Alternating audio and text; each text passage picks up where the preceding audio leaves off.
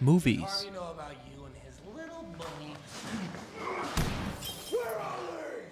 Video games.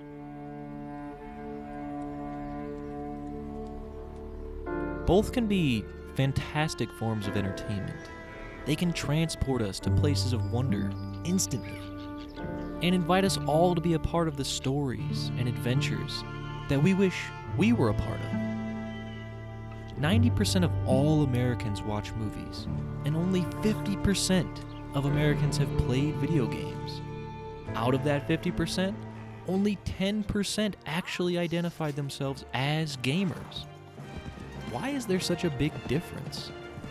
Does this mean that movies are better than video games? To understand the difference between video games and movies, we first have to understand what drives us to watch movies and play video games in the first place. The short answer is emotions. We are motivated by emotions. Movies and video games are a means for us to see and feel powerful emotions anytime we want.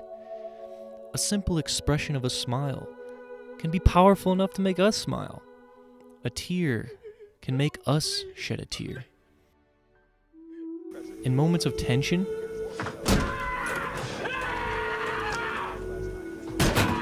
can make us feel tension.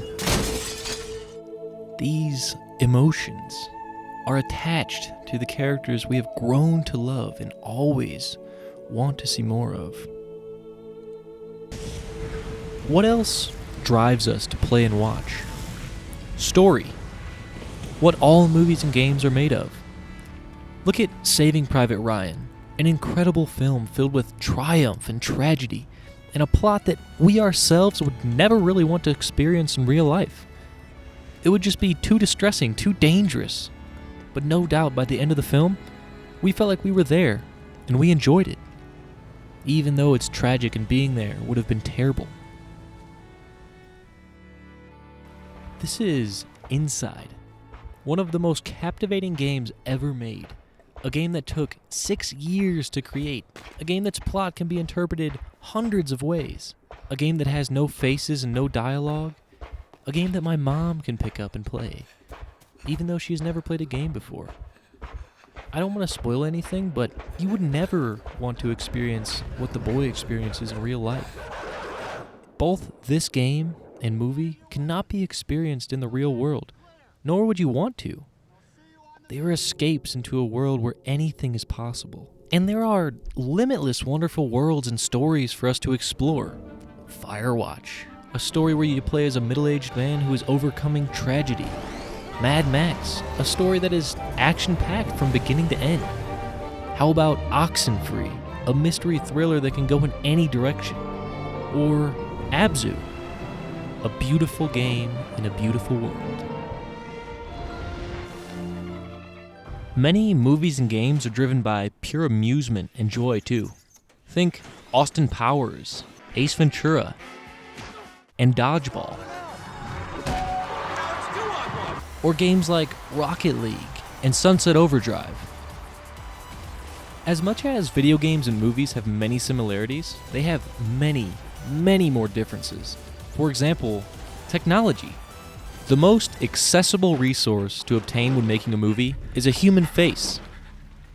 Thousands of people leap at the opportunity to be in a film, and all of these people have their own unique faces to express with.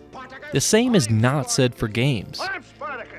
It takes millions of dollars and countless hours of tedious work until you have a single face that resembles a realistic human face.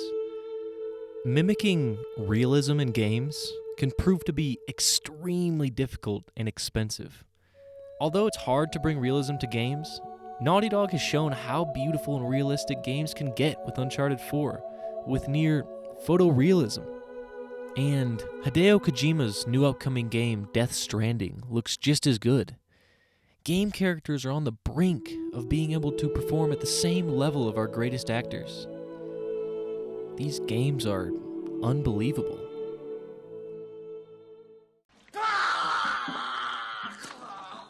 Active participation and player choice. These are arguably the biggest differences between movies and games. If you start a movie and walk out of the room, the story keeps on moving forward. If you walk out of the room while playing a game, the story stands still.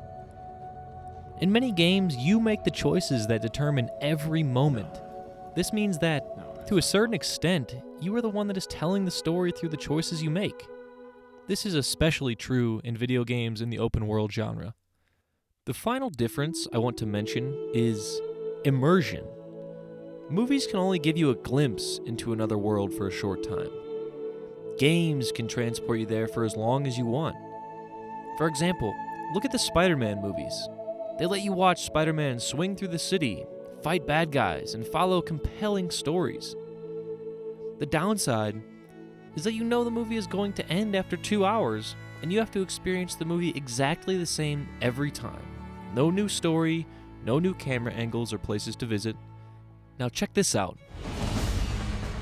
No pressure, right? Insomniac Studios' new Spider-Man game. You are Spider-Man. You are the one swinging. You are making Spider-Man's decisions. You are immersed in the world in a way that isn't really possible in the movies. And immersion doesn't end there for games.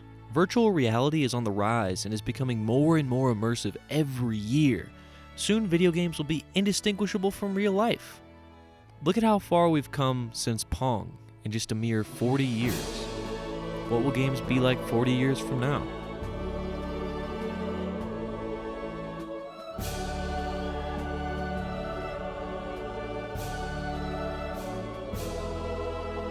Movie makers and game creators are just people. They want to share their most personal creations with us. Games and movies are no better than one another. They both do the same thing, just in different ways. They allow us to escape reality and satisfy our emotions with new characters and stories. They inspire us, teach us, and entertain us, and will no doubt be around for the rest of our lives. Hey everybody, thanks for watching my video. This was my first video on this channel, and I'm just trying to get as much feedback as possible to be able to make these videos better and better. So leave a comment below on what you thought. Also, a like and a share would be awesome. And if you like free things, subscribe.